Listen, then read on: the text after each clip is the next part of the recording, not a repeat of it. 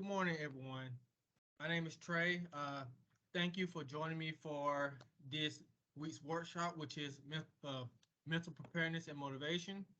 I'm going to be breaking down both mental preparedness and motivation and the different types of motivation along with it and the components of motivation and describing the techniques and skills of each both mental preparedness and motivation.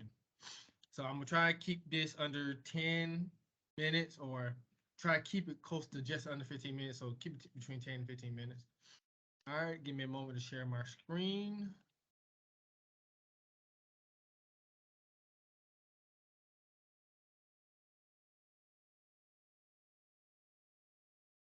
All right, you should be able to see my PowerPoint and slideshow from the beginning.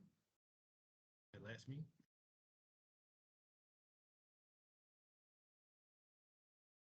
There we go. All right. As I said, when I introduced myself, this workshop is mental preparedness and motivation. Now, what is mental preparedness? It basically is a way of getting your mind ready to cope with the stresses in a survival situation or high performance event.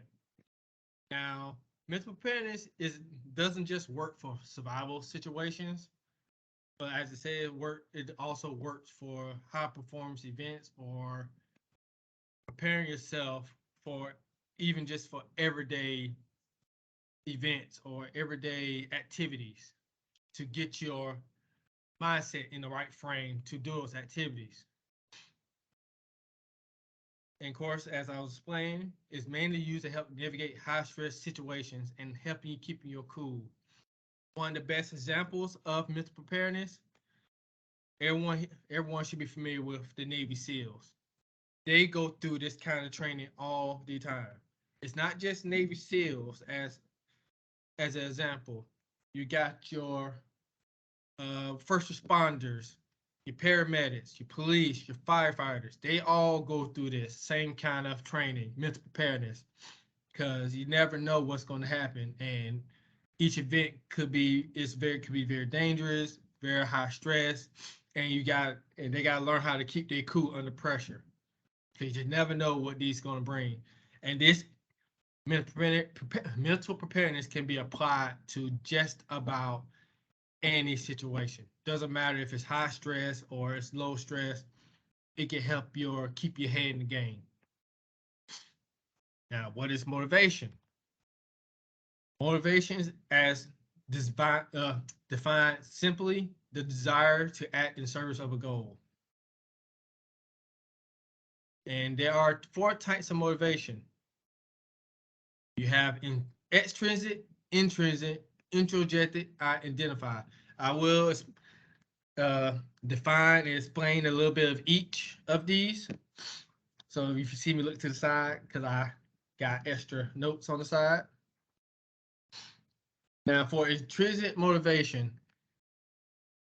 it's basically motivation that is not within us. It comes from outside, say like compensation or promotions. That counts as like basically getting those to continue what you're doing. Those counts as extrinsic motivation. Like getting some reinforcement in front of your environment to motivate you to keep going. That's intrinsic motivation. Now, intrinsic is everything that's from internal. That's come from inside of you. Internal desire to keep going. So say somebody's like self-motivated, that's intrinsic. It's mostly usually is intrinsic. Mostly intrinsic. Now, introjected, it's a little different. Introjected more or less come from negative reinforcements, negative feelings, but yet it is very common among people. Somehow, I'm gonna lie, I'm one of those people that sometimes use introjected motivation, even though I do have intrinsic motivation. Introjected is normally negative reinforcement. Like think of like a negative consequence if you don't do something. That is introjected motivation. But it could be more than just that. And like I said, it's usually more focused on negativity. Now, identified, which is also called self-determined motivation. It is very complex because it's something that's not immediately available as the main form of motivation in someone. It builds over time. And it takes discipline to have identified motivation. And it presents itself as a need to perform or accomplish something. So it's not right away like extrinsic or intrinsic or introjected. It takes time. And there are three components of motivation, which is activation, persistence, and intensity. Activation involves in the decision to initiate behavior such as enrolling in something like a class, like a group fitness class. If you make so it comes with the process of making a decision and trying to start a new behavior. Persistence, as most people should know the meaning of persistence, but I'm gonna go ahead and define it as what I got for as a component of motivation. It's a continued effort towards a goal, even through obstacles that may exist, which means continuing to do what you're doing, going towards your goals, despite having obstacles in the way that might slow your progress or try to stop you in your tracks. And intensity, which can be seen in the concentration and vigor that goes in pursuing a goal. So how much effort you're willing to put into that motivation, how much you're willing to reinforce it, to put into that motivation. Most people usually have low effort motivation, but they like to slow build towards it. But you got some people, like me sometimes, I put in high effort to reach my goal. And it does come in handy at times. But like I said, every person is different. Everybody's unique in their own way. Everybody got a different pace on everything. Now, techniques to be mentally prepared. Excuse me, I'm trying to make sure I get all my notes right. All right. Never skip preparation. Acknowledge your feelings and learn to control your breathing. Now, as far as never skip preparation is very important because if you don't prepare, if you don't meant to prepare yourself, then you might kind of set yourself up for failure, and you don't want to do that. And so you should never skip preparation when it comes to anything you do, even if it could be something small. It can go a long way. Acknowledge your feelings, because when you meant to prepare for something, sometimes fear, anxiety will come to play, and you start doubting yourself. There's nothing wrong with that, but it just shows that we all human. So if you can acknowledge if you acknowledge yourself, your feelings on trying mental prepare, it actually help you better in the long run, and you can have more control of your emotions when you come to mental preparing. Uh, Now, for learning to control your breathing, breathing could go a long way because breathing has been tied to helping out a lot of things from a mental standpoint, from a physical standpoint, even from an emotional standpoint. It helps a lot. So learning how to control your breathing when you mentally prepare could go a very long way. Next techniques are focus and train hard, learn from your mistakes, recognize your core beliefs. Now, for the focus and train hard aspect, as it says, remain focused and train at the level that you can do. Because everyone is different as far as their levels. Some people could be beginners, some people could be intermediate, some people could be advanced, elite. So train at the level you can do and train hard. Everybody's dedicated to a certain amount of training and trying to perfect their skills, even though of course perfection is hard to attain, but you know what I'm trying to get at. Learn from your mistakes. Because one thing people who are weak-minded normally never learn from their mistakes. They will see a situation and they won't actually do nothing about it. Learn from your mistakes. A strong-minded person will learn from the mistakes and try their best not to repeat that mistake. They'll identify that mistake right away and try to correct it. Recognize your core beliefs. Hold on, give me a second. Now, your core beliefs, it can be difficult sometimes, but always find a way to challenge yourself when it comes to your core beliefs. Your core beliefs are there to keep you grounded, but sometimes nothing wrong to challenge your core beliefs just a tad bit.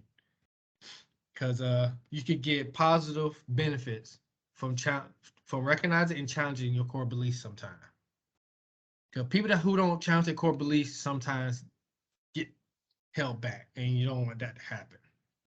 So sometimes nothing wrong to challenge your core beliefs, but recognize it in the process. Next 3 is get out of your comfort zone, try something new, and celebrate the small wins.